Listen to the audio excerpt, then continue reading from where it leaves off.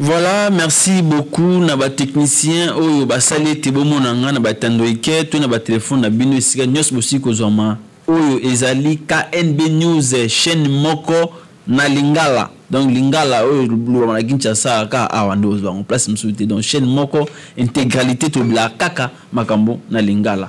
Ezali bongo ngai héritier Lukoji l'homme intègre hein lelo na yeli susu na kati émission bisa bonzambe to sula na basala nzambe ba mikolo naza moto mabe donc mikolo suko mekinga hein naza moto makasi kati na nkolo moto na mukilité moto kati na nkolo naza na esengo ya ko présenter bino l'homme de Dieu hein azana ndeka zo mona yebe mais mutu ya makambo bazo bika dega l'homme de Dieu c'est qui nous annonce c'est qu'on a vu c'est Jésus-Christ. Oh là là là là donc biso ezali émission bonzambe amen nali ko pente bino prophète Nathan Kouyena amen l'homme de Dieu azali responsable ya église ezali centre missionnaire Chandelier du Christ. Donc yenda zali responsable kuna yende mtu akambaka yende mtu coordonnera Saint-Esprit qui te la rewana batu babika kawana ndeko kotala taité kasi toyo kaye aba oko découvrir l'homme de Dieu mbote. Oui, salut. Oui, les autres années c'est on beta non li solo ya ko parce que vie il y a tant aussi auto zo ke ne mutu neza ko tunama na église na monde nani azo dominer na temps oyo selon écriture nde maloba oyo oko éclaircir opinion pour éclaircir les disciples tout les fidèles parce que l'homme de Dieu moi les gars lobby basala ba fidèle te ba disciples de Dieu bon au pesa biso pe moi limemia katina yango sinon na temps oyo nini ezo dominer entre monde na église. Merci na pesi bino mbote vraiment na pesi pe bande kono so landa biso mbote makasi na pamboli pe bana chandelier nyonso plus ba chrétien no sur mokili mobimba na pamboli pe ba saligno son akasa KNB za ba pambola bango amen merci beaucoup si je na biso ezali si je moko za mutu ya mingi par rapport à temps au tozobika makambo belé o ezo salema ya ngonde na vie ya ba réalité wana na vie ya ba vérité nde toyeba nini o ezali solo nani oyo azolonga pe nani oyo azana se ya muninga donc c'est par là ce que totangi na Bible na 1 Timothée chapitre 2, na 2 Timothée pardon chapitre 2 verset 5. Chapitre 2 verset 5. Là apôtre Paul azola kisalolenge nini athlète il faut akima. C'est-à-dire athlète faut akima selon le règle pour que ba ko remporter couronne. C'est-à-dire so monta akima selon ba règle té moi azo couronne exacté. C'est-à-dire la réussite ou le couronnement ezo pesa mela muto akimi malam. C'est-à-dire oyo azolonga nde tokoloka to baba secret na ye et o pata ko échouer to beta le solo na été parce qu'on n'a pas quelque chose à tirer là. OK. Alors surtout que directement tozolo bela sur l'église et le monde nanu azo triompher na temps oyo et nanu azo triompher dès en fait dès le commencement parce que makambo to bika lelo eza makambo yo ezo sali makaka lelo te ce sont des choses qui ont déjà commencé dès le passé parce qu'il n'y a rien de nouveau sous le soleil et lo kasi ke zala raté nyonso to bika eza makambo esalemaka eza makambo ezo salema eza makambo ko salema kaka donc ce que to concept église surtout tangi na Matthieu chapitre 5 verset 14 kuna église eza révélé loko la lumière na boy ko pesa ba définition belé mais toke ne moi na lolenge wana pour que bande ko nyonso ko bazo na biso ba soso la donc ecclesia eza ko la pole mwinda amen ça dit mwinda oyo ezali ko ngengisa mokili amen donc mwinda oyo eza ko ngengisa mokili so totangi na Jean chapitre 1 verset 10 donc comprendre que lumière wana yango de ki mutu moto la takinzoto c'était la personne de Jésus-Christ. Amen. Amen. Et ce qui tolukito yeba sous concept monde to komona yango na 1 Jean chapitre 2 verset 15 à 19. Kuna baola sabiso monde, c'est-à-dire bazola sabiso mokili loko la ténèbre. Surtout tangi on peut na Matthieu chapitre 5 verset 14, to mona ke mokili eza lokola molili. Mais l'église se présente comme la lumière. OK. Amen. Ils ont la molili et la pole. Oui, pole. Vous voyez, c'est-à-dire, si tu as une démarche, on a déjà, tu comprends déjà suite, alors que dans ton comité. Donc, il y a un combat entre ténèbres et lumière. C'est-à-dire, l'église, c'est la lumière, et le ténèbre, c'est ça le monde. Oui, oui. Amen. Si on n'a pas de l'église, parce que les lots na kati ya ba église tout le monde ba habillement au mutalati na boîte ala tia on pe na kati ya église. OK. To ko mona ma belé et comme ça na kati ba cérémonie belé au tout le monde peut-être na banganga to ko mona na kati ya église. Perception non.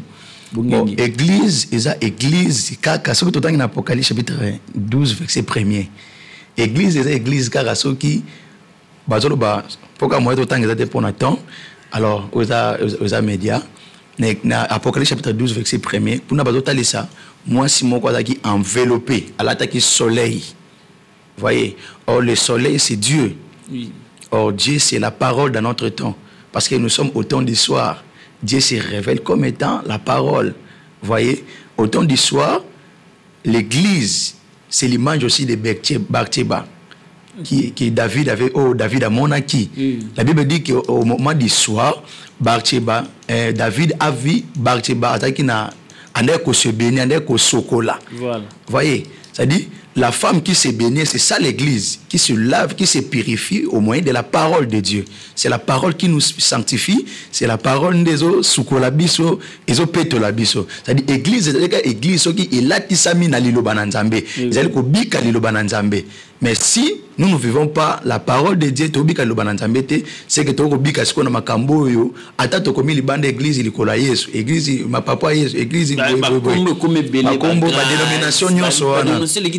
Voilà. Peu importe la dénomination nyonso, ce qui le fils n'est pas, ça ce n'est pas l'église de Dieu. Il y a mon Isaac retourne Abraham, papa, je vis le bois, je vis le feu, mais où est l'agneau? Vous voyez? Okay. C'est-à-dire l'église et l'église ici, l'agneau est là. Est là. OK. Voilà. Mais ce qu'on attend na biso oko décortiquer biso yango na boyebi muke agneau ezali nini, voilà. Moto ezali nini parce que tout comprend pas c'est les autres ezo comme ça biso mona ba chaise en or wana ya pasteur donc doblo ya pasteur comme le nzambe. Non, l'église aujourd'hui surtout tangi na test notre dans Matthieu chapitre 16 verset 18 là au monde Christ azotuna ba disciple na yabi ba baloba na zanan. OK. Là où il y avait plusieurs concepts par rapport à Christ. Vous voyez? Alors Pierre a eu répondre Christ abino fils de Dieu très haut. Jésus a dit ce n'est pas la chair et le sang qui t'ont révélé ces choses, mais c'est mon Père qui est dans le ciel qui t'ont révélé ces choses. Alors moi je te dis tu es Pierre. Mais sur cette pierre, je bâtirai mon église. C'est la première fois que le mot église est intervenu dans la Bible. C'était là. OK. Parce que dans l'ancienne alliance, nous avons le mot église. C'est mais c'est dans la nouvelle alliance. La nouvelle alliance, Jésus a instauré une église. Vous voyez, qui a commencé le jour de la Pentecôte, dans Actes chapitre 2. Alors Jésus a dit aux Pierre, aux Moutou, mais sur la révélation. Église, c'est-à-dire l'église se présente d'abord comme c'est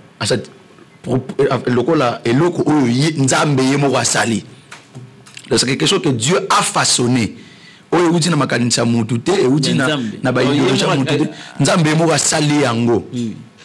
Si tu es Père, si c'est tes pierres, je bâtirai. C'est-à-dire Dieu, c'est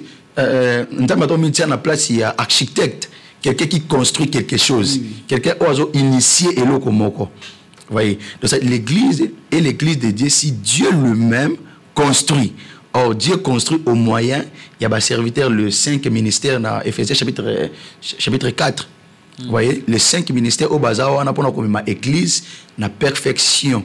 Pour na tango Yesu akoya aya okuta batuna atatashi mokote. Et bon ba pasteur o ba bazara ala libu ya lotindoto no nzamba la kisinga nzamba lobeli ngai. Ezaka kaka nzambe to monsieur ezaka pensé charnel. Bon ndoto muntu pasa lota ki ngonga na to sala kité. Hein? Ye mo kabi pasa lota ki ndoto mais selon les écritures parce que la nouvelle alliance a été instaurée par Jésus-Christ et ses apôtres. Voyez. Alors le modèle apôtre batambolaki, le lenge apôtre basalaki musala, il y a un modèle pour la biso église lelo. Oui. Voyez. Donc si Jésus-Christ est le chef de l'église, c'est que tout homme, et à la Moïse, et à la banane et peuple israélien, c'est la colonne de nuée. Voyez. Colonne de nuée, na colonne de feu.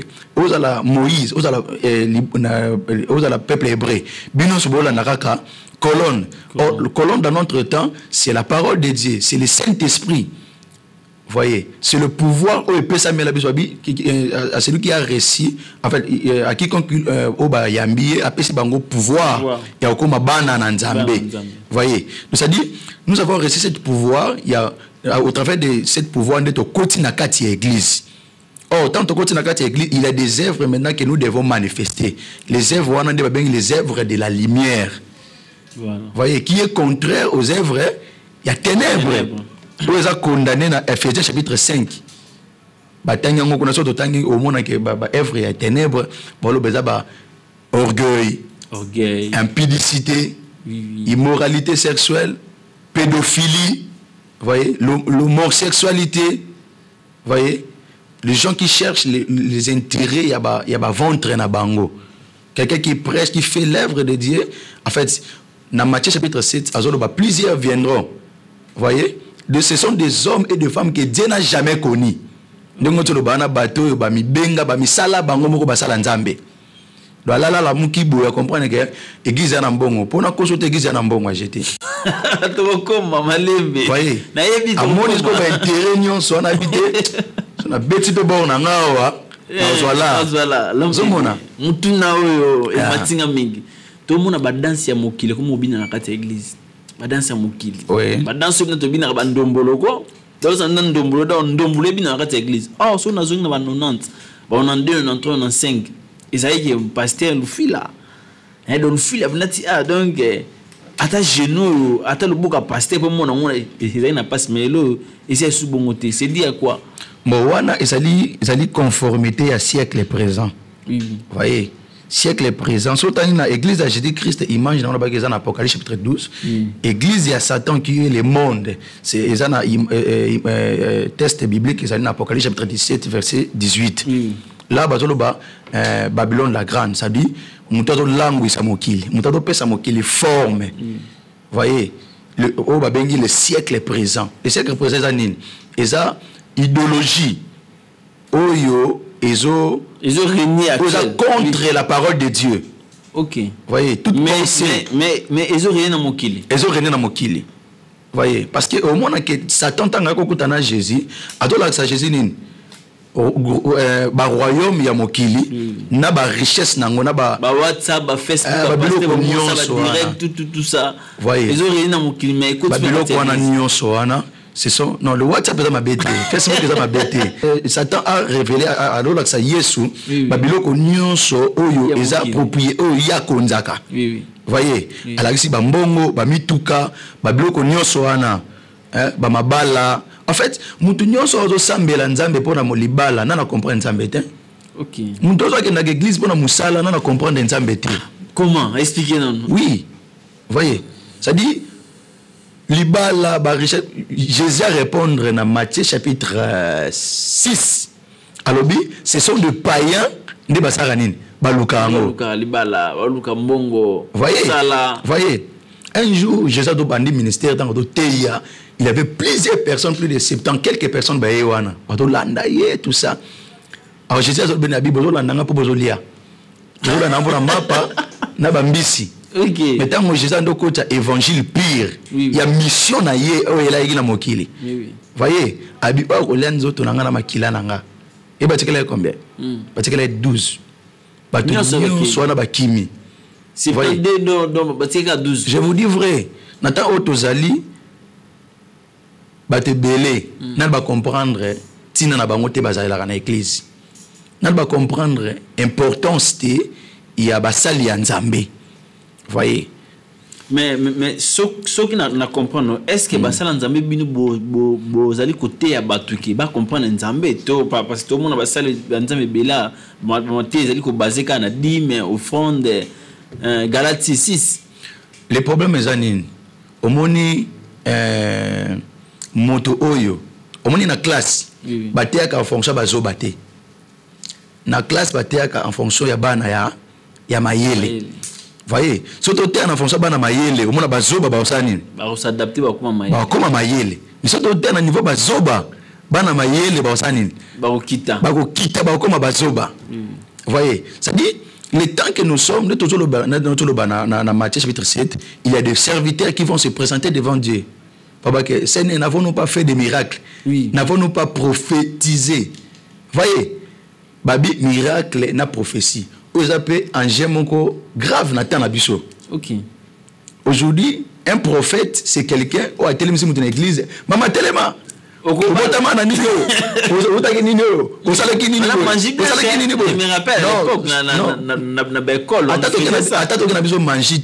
ce sont du montage.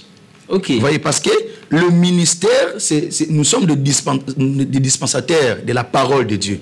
Okay. Vous voyez, la parole. Or, la parole de Dieu n'a rien à voir avec Babiloko Wana.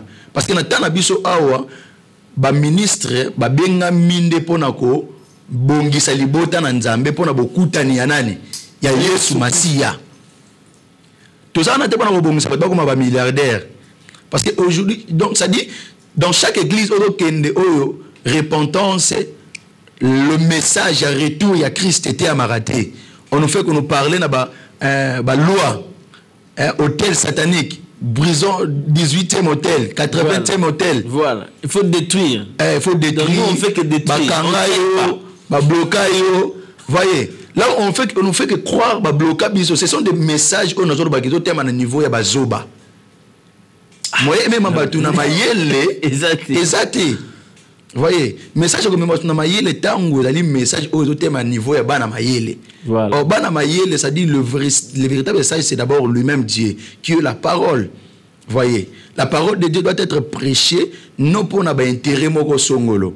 Voyez, les hommes, les apôtres étaient pour bisototer évangile lelo oyo na ba facilité na ba lelo mona pasteur wanga na veste boé na mona mutuka osomona mais ba apôtre ba vivre ba makamoko za trop bizarre vraiment misu ba kufa ba okata ba mutu pasteur ni na olinga ba kate mutu lelo atika église ba fidèle. Voyez, donc aussi longtemps au monde a battu bakanga mapesa mbelo ka mokili oyo. Cela montre que bazana ba wana nzambe te, bazene na biloka mokili. Ozomona, to mona ngo komana ba TVA, o mona ba poste moko politique, o mona pasteur azo welela yango. O mona pasteur mbele ba mko swana. Alors que ce sont des choses. Mais la kala ba prophète bandaro gérer petit. Nathan wakala. Oui, toujours ba ko gérer eza mabete. Mosala nzamba koko travailler na politique.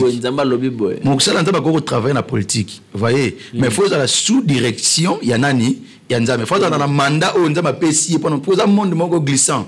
Oui. Voyez, les monde moko koti yango na loyenge obenga mana makambo na te un okoumela te un okopengwa. Okobunga penzo bungi parce que ba faire ya politique ça ba faire ya César. Voyez, je dis que ça m'a donné à César ce qui est à César. À Dieu ce qui est à Dieu. Mais l'homme de Dieu, tout le monde a mikolo ba église et comme le cas ba royaume. Donc papa ceux qui a bandi préparé déjà moi ceux qui a bandi préparé moi en kasi. Donc bino ba fidèle bozana na bo sibir kaka. Ono dia créer noko tante. Bible biboé. Toye ba mabe na bamboma na yango. Zomona. Ça dit na Israël, nzamba zaki nzamba ba famille. Quelque part, on ne doit pas condamner aussi d'autres choses. Na Israël, nzamba zaki nzamba ba famille. Au monde entend le Dieu d'Abraham, le Dieu d'Isaac, le Dieu d'Israël. Voyez, nzamba bani ko nzamba ya nani? Ya Abraham. Alonga nzamba Abraham akomi nzamba ya Isaac. Alonga nzamba Isaac akomi nzamba Israël. Et Israël a 12 tribus. Oyo alliance pe nzamba bimiwana. Voyez, de ça quelque part, si tant mwana kozaka te mwana oyo fils biologique nanga mais mwana spirituel mais voilà mwana oyo na boti kobota babota mwana au travers na kata foi de la personne que j'ai enseigné moto oyo nga na kolisi na kata na kondima voyez oyo Timothée apôtre Paul a benga Timothée mon fils dans la foi voyez donc moi na oboti na kondima ayebaka loba nzambe te ozoka mo pakano ozoka ye na kati ya mabe ote loba na nzambe andimeli loba wana abongwani quelque part on peut pas condamner mais quelque part ils ont mabe na bato ndesko bato sala ngolo la ligablo te le colate bato sala ngolo ligablo bato sala ngolo voilà merci pour la correction bato sala ngolo ligablo na bana na poto azomona ngo ni ba vacances na poto azomona ngo eloko nanga bandimi passe na passe azomona ngo eloko nanga parce que mutako bongaka te na libondeli il y a plusieurs choses azomona il y a plusieurs choses oza ba bengango le principe du royaume principe du royaume voyez selon tu as découvert le principe du royaume pas mettre en application cet homme là sera béni voyez si pendant que la personne la Bible qui dit que la personne qui ne travaille pas ne mange pas si on salate papa to sambeli makasi biloko ekokita te na ndako na yo lia mais bino basala nzambe bolobaka bino bopesaka loboko bino boko soutenir te physiquement non kokaba ça n'a rien à voir na mosala nzambe kokaba za na don kokaba bande pa nzambe voyez mutu nyonso dans nature bo nzambe kati na ye azape na main libérale voyez ça dit bas œuvre ténèbres et se manifestera na balolenge belé au mona lelo oyo pasteur atel muningane poison pour kufa yete kana église c'est-à-dire il ne plie dans des choses de Dieu on est comme des makamba mokili makamba mokili père nango za ka Satan c'est le diable qui est maître père ya babiloko wana ozomona atel muninga poison kobotola mwasi ya bato kobimana basi na kati église ba pasteur belé ba osala yango ozoka kobimana basi c'est-à-dire quand nous découvrons ces choses comprendre que oza église en Zambété parce que église en Zambété que église sans tache ça niride moi na nzamba solo sumu karaté voyez correct le soka biso likambo oui na eza oui non na eza non voyez ça dit dans l'église moi je peux dire que c'est l'église qui est en train de triompher. Comment ça? Oh, je vous dis vrai. Mais zomona biloko mokili na kati église mais biloko église zomona mokili. Église ne na toloba église prenons l'église comme des hommes et des femmes qui ont reçu Jésus-Christ. OK. Voyez? Bangwana d'église, église ya ba bâtiment to mona te batonga ki bâti ba moquette. Wana l'église te. Wana la cadre o ba affiche amna loka ba musicien. Oloche ta verset bigo tie longi na yo muka munene donc. Wana ezali cadre o ba bato sangana po ba parole de Dieu. Ah. Voyez, mais ce n'est pas ça l'église. Yango ba pasteur ba komi ko sala ba promotion bilongi na bango. Vous comprenez? Na kombo na ye. Église ezali rassemblement. Il y a basi pe mibali o ba benga mi ba bikali banda ya makamba mokili. Ne balbaka vous êtes dans ce monde mais vous n'êtes pas de ce monde. Voyez, ce sont des gens oyo nzamba prédestiné ba uta na éternité. Ba koti na kati temps mais ba kozonga na éternité parce que Israël est uta na Cana ba ye bo umbo wapi na Égypte mais ba kolonga na Égypte wa sanene bazonga na Cana. Donc c'est le même procédé aux zones na Cana pas si nzela. C'est de même avec les vrais chrétiens. OK. Voyez, les vrais chrétiens ce sont bateau ba uta na kati makanisa nzambe parce que nzamba bina Matthieu de notre bana ayibisi ba sali wana je vous ai jamais connu. C'est-à-dire même na éternité bozalate na tikala ko babinote. Voyez. Or, des hommes et des femmes qui ont Nzamba Yebi, ce sont des gens qui gardent, ce sont des Joseph. Au bada près, ceux qui vont finir bango, ceux qui vont nyokwa, ceux qui vont zanga musala, asanga musala, de notre baba pote, bakatana bakingo. Oui. Vous comprenez? Est-ce qu'il y a tant vraiment l'homme de Dieu? Il nous a dit que so bino Nzamba lobi des pasteurs mobwe awa ba se suicider to batika ba église na bango ba apona frère moko akoma rediriger. Est-ce que salam ce qui pasteur wana da soumis na loba na Nzambe atapela mwana Nzambe solo parce que l'église ne marche pas sur le témoignage. Nous avons des problèmes. Na ki enfer. Nzamba koti singa enfer. Na moni ba to lela na église akina ki enfer. Non, Dieu a tout mis sur sa parole. C'est-à-dire ici il y a tout. Maintenant so koyela biso te na zui révélation moko sika apôtre ba bi adala na thème ayoka maté ba pesa ta litoité. Aujourd'hui l'église est un peu ballottée. En fait l'église c'est le monde, voilà. Le monde n'a arrangé le monde parce que l'église véritable est authentique. Dans le monde de côté na église. Parce que Jésus-Christ a lobi boé. En fait il y a dans la quatre église. Nous avons deux dimensions de l'église. Vous voyez, l'église, on a besoin de racheter dans l'église locale. L'église locale, c'est une dénomination. Vous voyez, ACK, centre missionnaire Chandelier. Oui.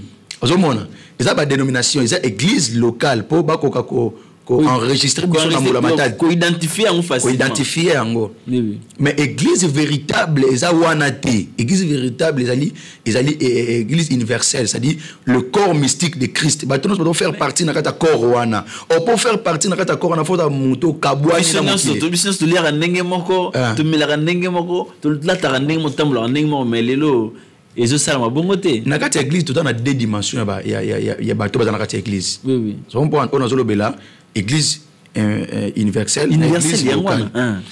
Dans Matthieu chapitre 25, dans Matthieu 24, si je ne me trompe pas, il y avait 10 vierges, 10 femmes. Vous voyez, il y a 5 femmes qui sont vierges, qui sont na mafuta na mwinda. Mais il y a 5 qui sont na zoba, qui na mafuta te na mwinda na bango. Vous voyez, c'est-à-dire dans cette église, on a correct. Dans cette église, on a correct, mais on a nzambe. OK. Bako bika mais na au moyen de tribulation parce que bango bika après l'enlèvement. OK. Vous voyez, donc dans l'enlèvement ressemble parce que ba kota ki na kata chambre na mobali ça ba oba na mwinda na mafuta. Ne ba kota ki. Mais oba taki ba zoba ba taki ni batika laki. Parce que le temps auto comme le temps déjà mabé oyo déjà Jésus-Christ a dozonga kaminte. Il a si longtemps. Jésus revient. Mais bateau batana kata ki diba bateau de bandimela Yesu mais bako bika na kata masumu bateau ba otika la pour bika tribulation le temps où l'antichrist va dominer parce qu'il sera autozana roi moko akokonza mokili mobimba. Voyez mkolonkola pesa so tant to lo bela makambo wana makambo yo salma après enlèvement parce que bat mona après enlèvement mokile soukité mokile continuer kaka ndenge to bika donc nyos o ba ko briller yango voilà ba ko purifier yango makasi donc comprendre déjà dans lire wana que le vrai reste vrai mais le faux reste aussi faux. Il y a des gens, je peux vous dire que j'ai un frère dans mon église, on a yamba aboyi musala ba ofutaye par semaine, nabi par mois par semaine on gagner 200 000 francs. Na semaine 200 000 francs. Aboyi yango parce que ezali na nzela ya mafia. OK. Et qui moyibi to bango bongo. Il a refusé de voler mais c'est un frère qui souffre. Voyez, c'est-à-dire il a le semence de Dieu. Alors la semence en Nzambe. Mais aujourd'hui, tu peux voir dans cette église de gens souffrent, visiter les orphelins. Voyez, tout ça là-bas, château somba le pango. Alors que dans cette église, il y a des pauvres. Voyez, non, il faut réfléchir bongo. OK. Voyez, parce que Jésus-Christ a réduire le 10 commandements na 2 commandements. Na 2 commandements. Abi osanini, okolinga nzambe na le motema na omobimba na makasi na omobimba pe okolinga nani susu prochain na yo qui est ton prochain yo zali boso na ngai voyez so ngana zali boso na oyo na olela nzala ozoba ke mbongo ana ozana ngoye chama bonza tandis que moi qui suis ton prochain na do sani na do souffrir mais l'homme me dit est-ce que aujourd'hui déjà tant depuis to côté ano OK ko visiter ta ba orphelin OK ko ta la taba to na pasi oui ezamoko ba ambition auto sanango. Bon, ce qui nous fait défaut, c'est parfois les moyens. Mais avec le PO Tozwaka, déjà la bande koana. Voyez, mais on a besoin de faire encore et là comme munene oyo ko sunga bande koana batanga parce que pas ba trop la biso. Oyo ko sunga bango bibi o ato ko assister na ba orphelin, ato ko prêter panzambe moko. OK. Voyez, c'est-à-dire l'évangile pire, Bible le bien, l'évangile pire consiste à visiter le veuve et les orphelins. Nous instant to sala biloko wana te to za évangile pire. Le lo ko mi mabonza e ke kota na poche pasteur. Ça ce n'est pas la manière dont Dieu a révélé le lenge o mbongo fo ezala administrer na kati église. Ti wana za mbongo pasteur yo. Non. Mbongo ya mabonza za mbongo pasteur te. Solo ba ko benga na église hein. Mais c'est ça la vérité. C'est ça la vérité. Nous devons souffrir à cause de quoi? De la vérité. Jésus-Christ a kufa pour la vérité. Pour na bosolo, ce que biso kufa pour na bosolo te poani. Ce que to kufa pour na bosolo te c'est que to na biso ya nzambe te zona mokili. Voyez? Oh, mokili ekotika la kolonga bosolo te. Mensonge jamais tika la kolonga bosolo. Maintenant l'homme de Dieu qu'est-ce qu'il faut faire pour monde écoute sur na kati ya église parce que actuellement tout le monde déjà dans la kati ya église ba passer ba komotama ba mouchoir église locale, il faut préciser bien, église locale, voilà. Église à soloté, oui na église locale besiko ndeni to ko sauver ba âme ya bato oyo bazali na kitambala na elongi bazo mona te ba église ya soloté. Bible obiboye sortez au milieu d'eux, voyez. Avant-hier, na ke place moko na tellement ki nanda kozela na pakaki mutu kana kozela ndeko moko ato kutanto na okete quelque part na moni l'église mo bandek basaleta 2 heures du temps ezaki za munki 2 heures du temps rolekisaka ba panier offrande ya protection divine, offrande ya bénédiction, offrande depuis la vente na bi Seigneur, voyez. Oh, Jésus-Christ a tout accompli, papa. Tout ce que nous donnons à Dieu est la reconnaissance. Tu dois reconnaître parce que tu dois reconnaître que c'est lui qui est le maître de toutes les richesses. Oui. Voyez, l'or et l'argent, le bien, tout ce que le bien matériel, et ça est et là on est au copé sanzam onzamba zanangote. Et ça est pepona yé. Et ça est pepona yé. Voyez, d'autant que pesa nzambe tozong c'est la raie oyaye. Voyez, ça bolingo totalement pour naïto manifestation na babia na biso. Mais nous pour mutumota ko ya moni mayo na temisi ko le komi mystique. Soko sombiango sopiango ko la mutuna yo okufa sute o accident ko ila ote papa. Liwa eza pour na biso bana na nzambe za pour na biso bana na nzambe litomba bénéfice. Vous comprenez? Ça dit si Dieu décide que lelo nata mission non, je dis que ça ko na âge 33 ans. Na 33 ans, ça dit que 3 ans ministère na ye. Vous comprenez? Est-ce que mon tago c'est la pasteur moi l'église mnene nzambe simbo savana yo zoyo alingang ça va gêner ben un esprit de mort église me semble la bien aimé Bible l'ange de l'Éternel campe tout autour de ceux qui craignent Dieu pour nous sani pour nous arracher bango babi il campe tout autour de ceux qui fait quoi craignent Dieu le soko banga ka nzambe atoto offrande te papa nzamba osani a sauver voyez parce que l'une des commandements oh nzamba tebiso appelle offrande. Voyez, c'est l'andambe, pesa nzambe volontairement. Bible bi muta pesa ko lanzama oyo mutema na esimba masanini apesa. Et non seulement pasteur a terminé bon. Net na mona mutuma kati ba papier bi. Soko zi papier o tsoko tsona kati porte-monnaie na yo. O mona miracle nzambe. Ce sont des blagues. Ce sont des aventures.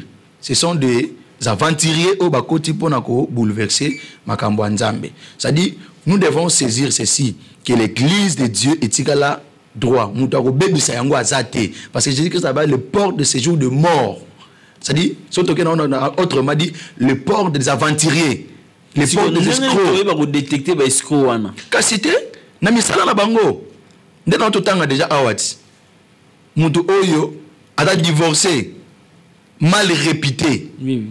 Voyez, mal réputé parce qu'aujourd'hui on voit beaucoup de choses beaucoup de choses mal réputées. Voilà. C'est lui le maître. Il brise la parole de Dieu. C'est que Oya le lobby a mondé kokisama. Voyez, ce sont des gens Oyo baza ko révéler biso le monde. Le manger, le boire, libala, balinga te fo bonga, balinga te fo mata, balinga te. Alors que ce ne sont pas des choses où on a bien dans l'église. Voyez, Pierre a dit, cherchez premièrement le royaume et la justice de Dieu. Et le reste vous sera donné. Voyez, l'église de Dieu, qui est Dieu? Si vous avez une église, vous avez l'église.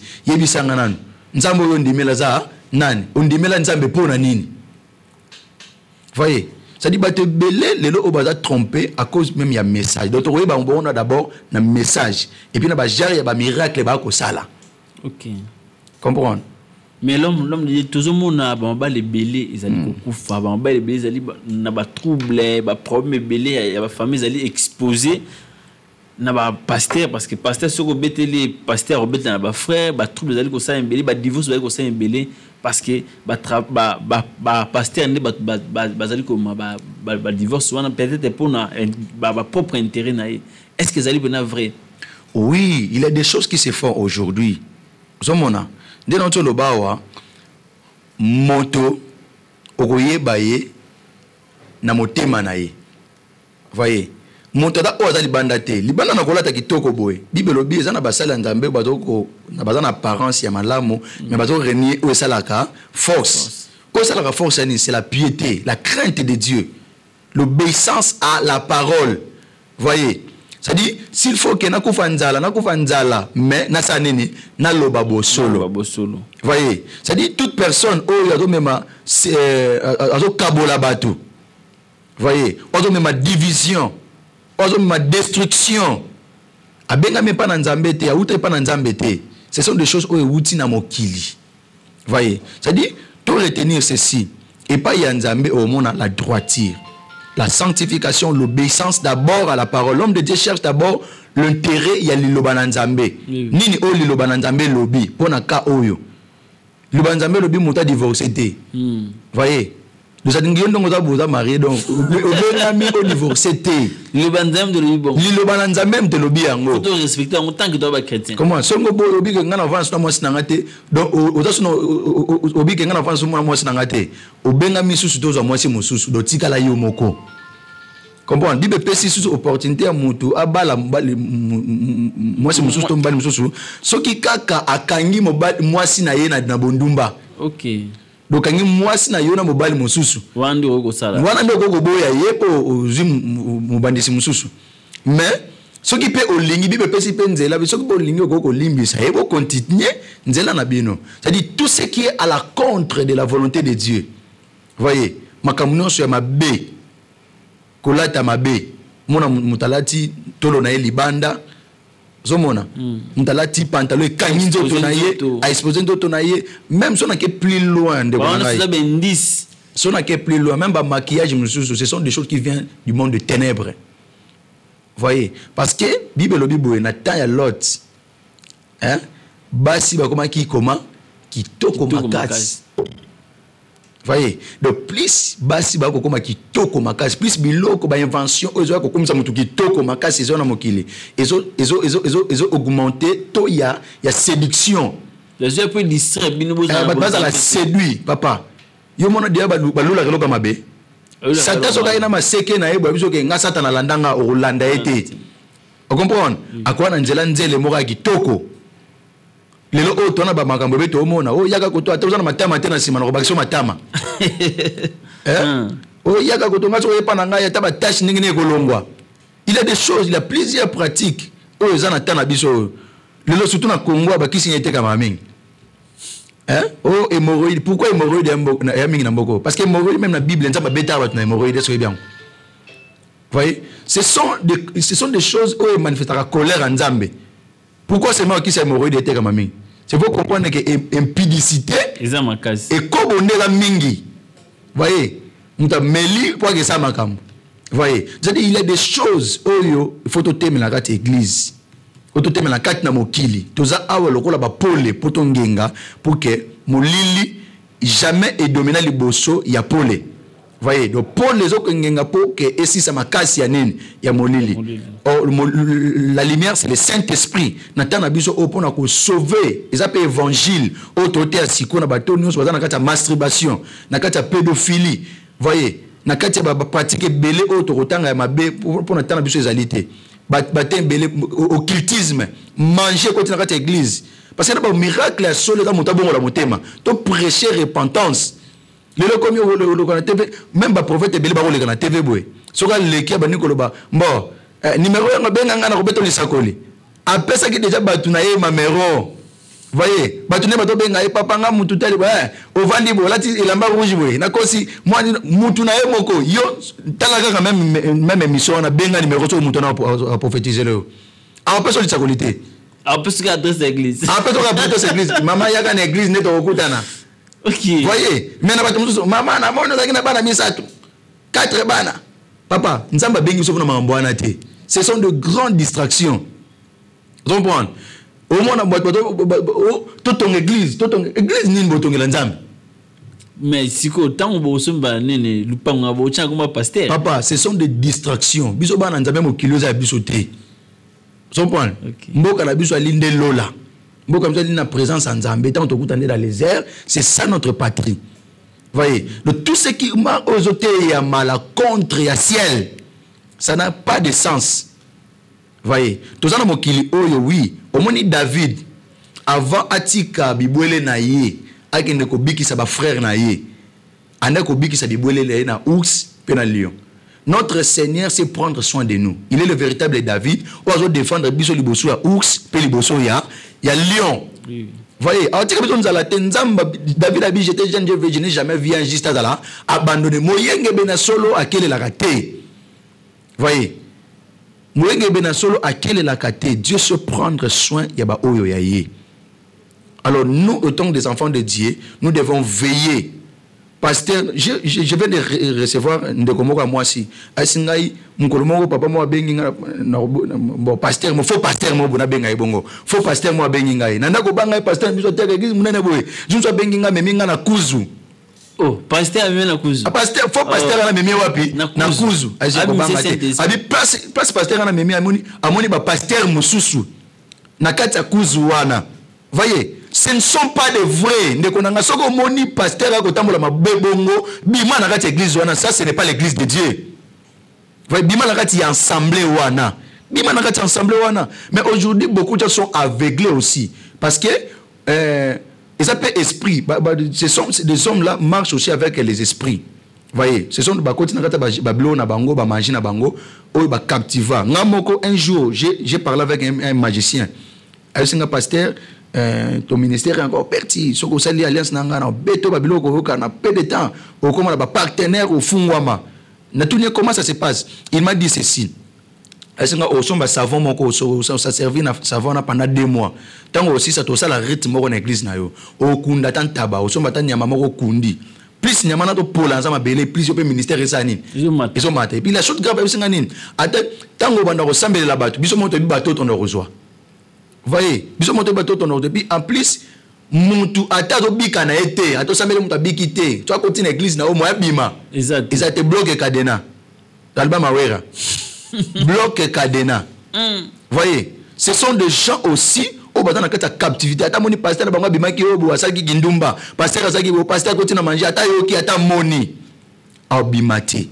Voyez, c'est aussi notre responsabilité. Basali ya nzambe ya solo.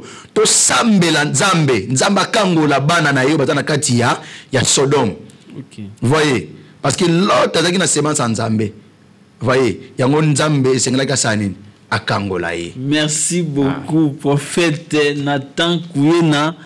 To Seigneur, merci beaucoup pour bimisi bilo na suka awa. C'est ma plaisir. Na bi ke message o tu ko ma o ezali ko sungande ko yom to ali ya ko kangama kati église au pasteur azali na no aventurer azali na droit chemin te sala pe effort au semble la pe na ndaku ezaka ate pasteur ndeka mutu akoko deliver mais yo moko pe so ko croire na Jésus Christ au koti na chambre na yo tie mabolongo na se au sambeli nzambe akomona pasteur moi lo ba suka mukepi pe s'adresse ya église.